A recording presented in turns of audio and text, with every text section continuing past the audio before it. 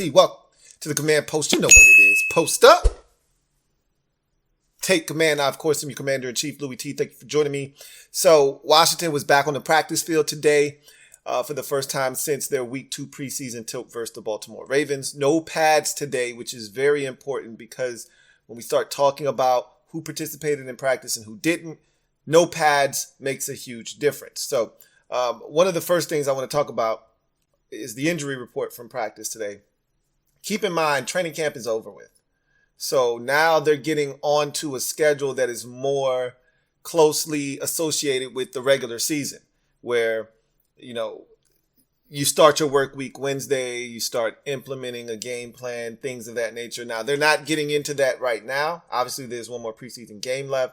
However, you know, first practice of the week Wednesday, you're kind of getting into the feel of things. So Eric Bieniemy touched on that during his press conference. We're going to talk about what he had to say. We're going to talk about what Ron had to say at their respective pressers. Ron's came before practice. Eric's came after practice. And so we'll get into those press conferences and what was said. But I want to talk about practice real quick and the implications from, you know, practice and some of these injury reports. So let's go through the list of injuries and guys that have some nicks and bruises right now as we head into preseason game number 3. Logan Thomas, we've been talking about him for a while now with the calf muscle, or injury rather. Side field action for him. He's starting to ramp it up. We've talked about, you know, the cardiovascular portion of his rehab and getting him back up to where he needs to be. He's starting to do a little bit more. So this felt more like side field plus, right? Where he was actually not just doing side field, you know, stretching and, you know, a little here, a little there. He was actually getting into some indie type work, not quite individual drills, but some things that kind of simulate football movement. So he's getting very close to being back to where they need him to be. I have no doubts in my mind, barring a setback, he'll be ready for week 1. That to me isn't even in question at this point. Chase Young was a full participant with the Stinger. Now, keep in mind, as I said at the top of this, there were no pads today. So because there were no pads, he could participate in a full capacity and not endure any contact. So we still don't really know if he's ready for a full-blown contact. He's supposed to meet with a specialist and a doctor here shortly to see if he is ready to then resume physical contact or not. So stay tuned with that whole situation. Again, much like I feel like with Logan Thomas, with 3 weeks until the start of the regular season, I feel like he'll be playing week 1. But again, stingers are a little bit funky. You know, it's not an ankle. It's not something that it's just a pain tolerance thing. You're talking about a neck here. So you got to be careful. So we'll see how that whole situation sorts itself out. But he was a full participant today, which is good news. Again, no contact. However, just the fact that he's out there is a good sign. John Allen, obviously out. Anything to do with a foot, ankle, anything like that, you just want to keep these players off their feet if they have something going on with their lower extremities right now. There's no reason for them to be out there right now. So John Allen, not at practice today. We could understand that with the plantar fasciitis. Again, I expect him to be ready for week 1. That's another pain tolerance issue. He's a tough guy. It's going to be uncomfortable for him. Hopefully it's something that he's able to play through for the duration of the season, but that's going to be rough on John Allen. But like I said, he's a warrior, so we'll see how this goes. That's tough though. You hate to see it, honestly. Terry McLaurin obviously out. Ron gave us an update on him. Nothing, you know, earth-shattering, nothing, you know, it's particularly new.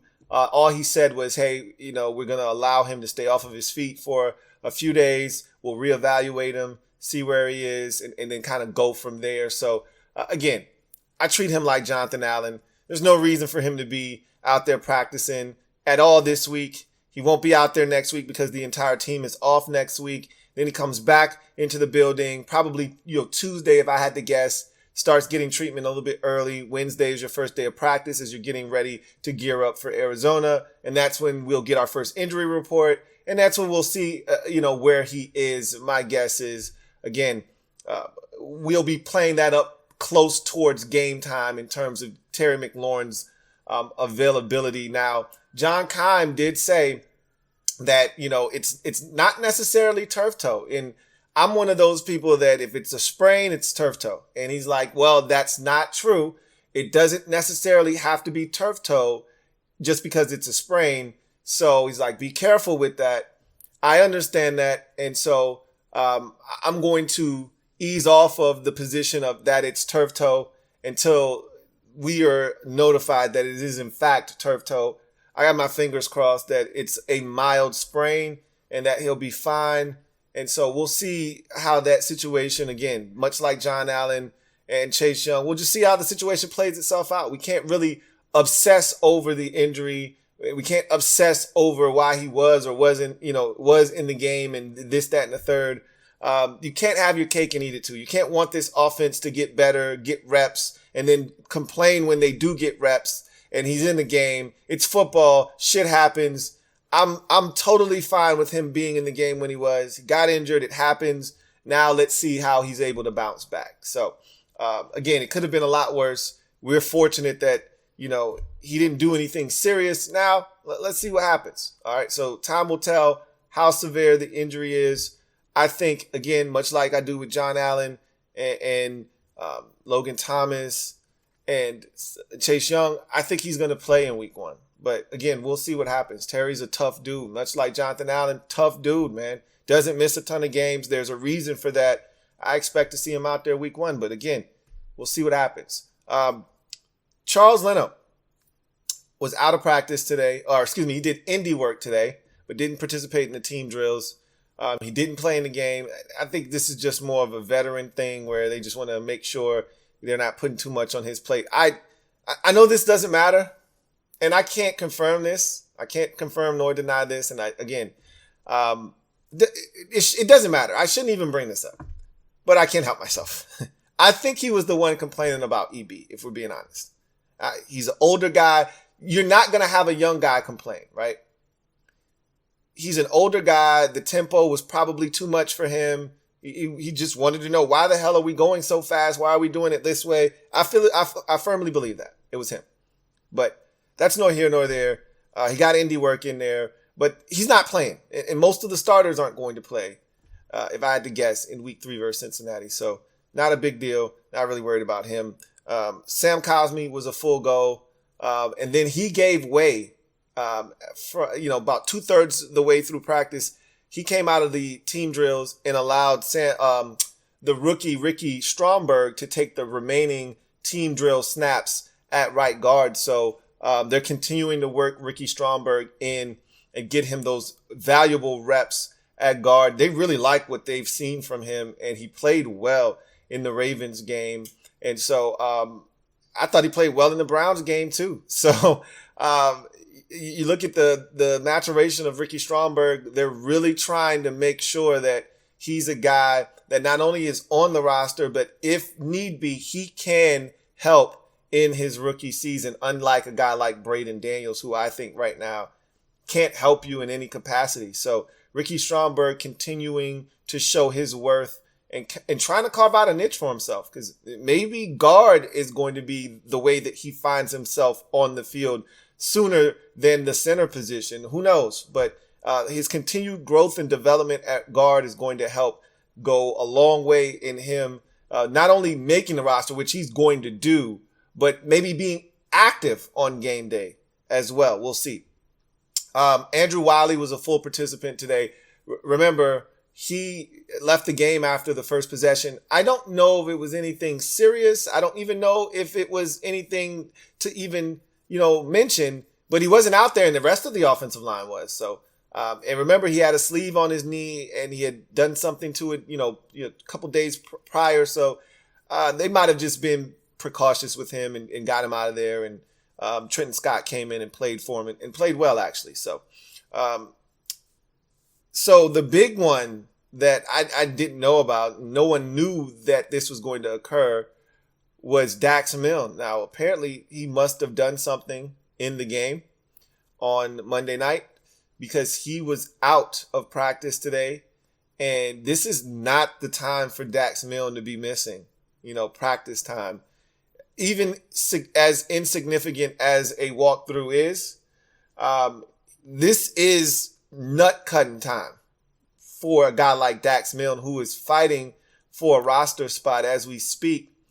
And so this could be huge. We don't know the extent of if an injury even exists. We don't even know if an injury exists. So I can't even say the extent of the injury. We don't even know why he missed practice. He could have had, some kind of, family emergency for all we know. We don't know why he wasn't at practice today. But if something did occur and it's going to keep him out for any amount of time, that could be the opening that, say, a Casimir Allen needs to potentially make this football team. So who's to say what happens?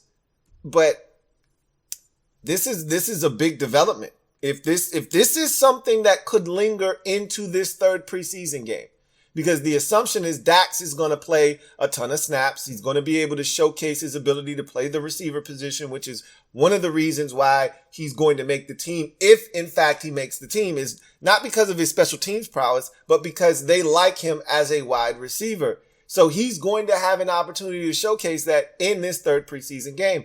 If he's hurt, he won't be able to. And a guy like Kaz Allen now has an opportunity to prove his worth. A guy like Marcus Kemp may have an opportunity to prove his worth. Mitchell Tinsley may be able to jump in there and show that he can wrestle away a roster spot. So who knows what could happen? This could have far-reaching consequences at the back end of that wide receiver position, but it could be something.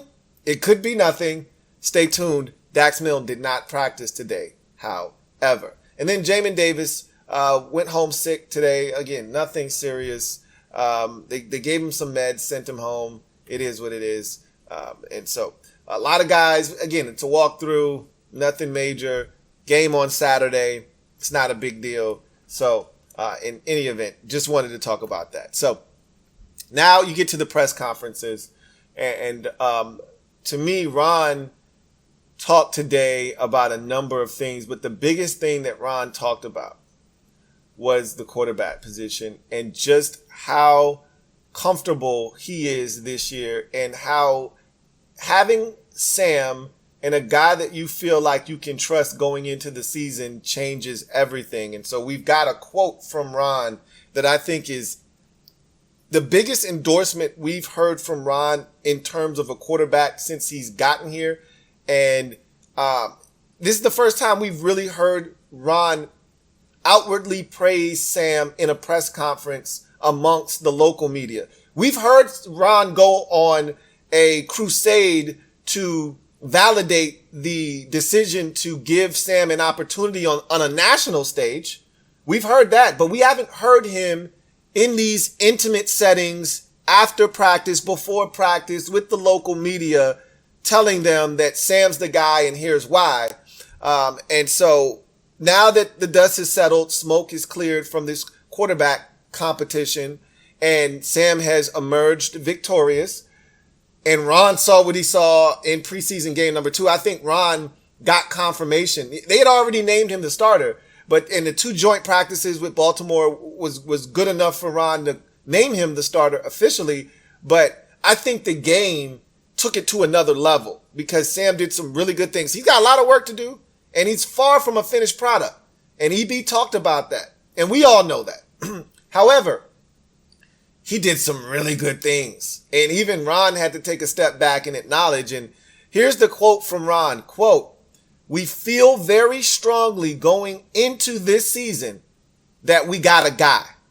So Ron talked about the previous 2 years where there was doubt. Now, he didn't use the word doubt, but he insinuated that we weren't sure. He said, we weren't sure.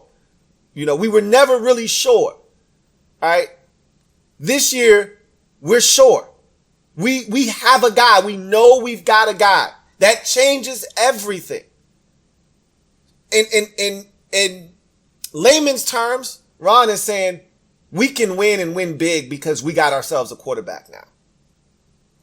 So even the belief is starting to permeate amongst the coaching staff, because generally what we've seen since Ron has gotten here is they don't really praise the players all that much. You don't get this kind of endorsement from the coaching staff very often. There's always room for improvement. There's always this, there's always that. But Ron has pretty much said, yeah, the last 3 years, we ain't had shit for real. Now we got a guy, and now I think we got a chance to do some damage. I'm ready to go to war because we got a guy that we feel like can lead the charge and really put pressure on the opposing teams this season. So I really feel like this is the time, man. We got to strike while the iron's hot. This is the year, man. You know, this could be the beginning of something really good here in the nation's capital. And it starts with 14. And so Ron talked about all of the injuries. He gave us updates on most of the players. For instance, he talked about Chase and he said, hey, he's going to be meeting with a doctor here shortly to determine if he's ready for contact or not. So, you know, that's kind of something that we'll be waiting on here in the next day or two. He talked about Terry. Hey, we're going to keep him off of his feet, kind of allow that thing to calm down a bit. And then we'll go in, reassess him, see what's going on, and kind of come up with a plan on how we're going to attack this situation. Talked about John Allen. Look, we're just going to keep him off his feet. And that's really, there's nothing you can do with plantar fasciitis, but just let it heal. So they're just going to keep him off his feet and, you know, allow that situation to kind of calm down. And then, again, see where you're at as you get closer to week number 1. Logan Thomas, he said, we're ramping him up. He's on the side field. He's getting indie work, you know, a pseudo indie type of session where he's simulating football movement. So we're getting him where he needs to be. And talked about Jamin Davis going home, sent him home with medicine. He was feeling a little under the weather. So we got a number of updates from a lot of the guys that either did or did not practice. And so I'm feeling really good. And clearly Ron Rivera is feeling really good as well. EB, I know I've said this a million times. I'm going to say it 1,000,001. It's amazing that this guy hasn't gotten a head coaching job. And I get it. There's a lot of factors that go into head coaching other than just talking. I mean, Joe Judge, he fooled me, right? He made me feel like this guy could be the next big thing as a head coach. It was all talk, and he gamed me up, and he was one of the worst head coaches we've seen in the last 4 or 5 years. So talk is cheap, but Eric Bieniemy has not only been around Super Bowl winners, just like Joe Judge was, but he was actually a huge part of the Super Bowl championships in Kansas City, being the offensive coordinator. I don't think he was given enough credit, and I just love the way he handles himself with the media. I like how direct he is. I know he can be hard on players, and that grows on you after a while, you know. That's why usually guys like Bieniemy are better served as college coaches, because you can be demanding on players for 2 to 3 years, and then a new cycle of players comes in. The message never gets stale. You can keep doing it over and over again, and it never really gets old. That's why a guy like Jim Harbaugh usually doesn't work in the NFL. Harbaugh comes in, he'll change your program, you'll win, but eventually the message gets old, it gets stale. The players start to grow weary and tired of you know, him always barking, this, that, and the third. And next thing you know, you've got disgruntled players, and now the coach is looking for a new opportunity. So kind of feel like that's what would happen with EB if he were to become a head coach. But he strikes me as like a Marty Schottenheimer type of guy, except he's not going to go into a shell and play Marty ball, you know, with the game on the line. I think he's more, I think he's a much more diverse coach, and more willing to risk, you know, things by being a little bit more aggressive. But I think he's got an old school mentality when it's all said and done. But he just strikes me as head coaching material. Every time I listen to him speak, I'm just floored that he hasn't been given an opportunity yet. But with that said, he talked about the growth of this football team and how they still got a long way to go. But he said you can see guys playing faster. You can see that guys are really comprehending what they're trying to accomplish, and that they're becoming more comfortable because they're playing much faster. He talked about this offense needing work and continuing to get reps with one another, and you're seeing, you know, the fruits of their labor start to come to fruition. However, again, still got a long ways to go. He talked about, Sam's development, and he really, really went out of his way to praise Jacoby Brissett today in particular, and the effect that Jacoby Brissett has had on Sam Howell. And I've said this already. I told you, I don't love Jacoby Brissett as a quarterback in this league. You guys know how I feel about him. But I said his presence here has been a godsend for Sam Howell. They couldn't have handpicked a better quarterback to come in here and be a mentor to Sam and kind of show him the ropes, give him pointers. I think some of the things that we've seen this offseason, some of these, get-togethers with the receivers and things, I think Jacoby Brissett was a huge part of some of those, right? That room has been really good. EB talked about how those guys push each other, how Jacoby Brissett's personality, how he's outspoken, willing to try things, how that's kind of rubbed off on Sam a little bit. And so he talked about that dynamic in that room with all those quarterbacks, Jake Fromm, Sam Howell, and of course Jacoby Brissett, and how those guys have really, formed a room that they think is going to ultimately yield them some huge dividends this season with Sam's development. So he talked about that. He talked about the running back position and how Brian Robinson is more of a pass catcher. But EB said it's not just about him catching the football. It's about learning to be comfortable in uncomfortable situations. Yeah, I know he can run the football. You know he can run the football. But we're out here to show that he can be a complete back, that he can catch the ball, that he can block in pass protection. And then he went on to talk about how the pass protection has been really solid, how he's been really proud of these running backs for doing their job. Now, they've got to get better, and there's some things that they can work on. But he's like, the willingness is there. The guys know their assignments. They're able to pick out, the guy that they're supposed to block. They're doing all the right things. Now it's about being more technically sound. But he's like, hey, I can respect the effort. He said the next thing we got to do is work on second efforts, right?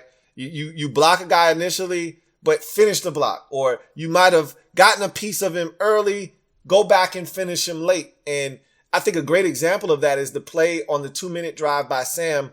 So in the game at that time is Brian Robinson trying to pick up a blitz. He does a good job of getting a piece of that linebacker initially, but that linebacker is able to kind of come around and get a direct path to Sam Howell. But this was a second effort that I thought helped save Sam on that play. Brian Robinson comes back, gets a piece of that backer. Sam takes the ball, shifts it down, is able to get free. But if not for Brian Robinson, I don't know if he escapes that sack. Coming back that second time around and getting a piece of that backer. So that's the kind of thing EB wants to see more of, is that second effort, continuing to, I thought the thing that he said that was the most profound that it didn't really register with me, because I've been taught, I think we all have been preconditioned to look down at preseason games as worthless. The only thing, in terms of wins and losses, like that doesn't matter. Only thing we care about is getting work. And if you don't need work, just get out of there healthy. I think that's how we've been preconditioned to look at preseason games, right? So when the Ravens win 24 games in a row, you don't think it matters. It's a meaningless win streak. Did you hear John Harbaugh and how he was going off about the streak and how he felt like it was disrespectful to the guys that have helped build that 24-game win streak? And, how can you demean 24 games straight? Yes, the preseason, but these guys are busting their ass out here trying to make teams, and they're playing good football, and we're finding ways to win. I think that is a culture builder, just winning in general.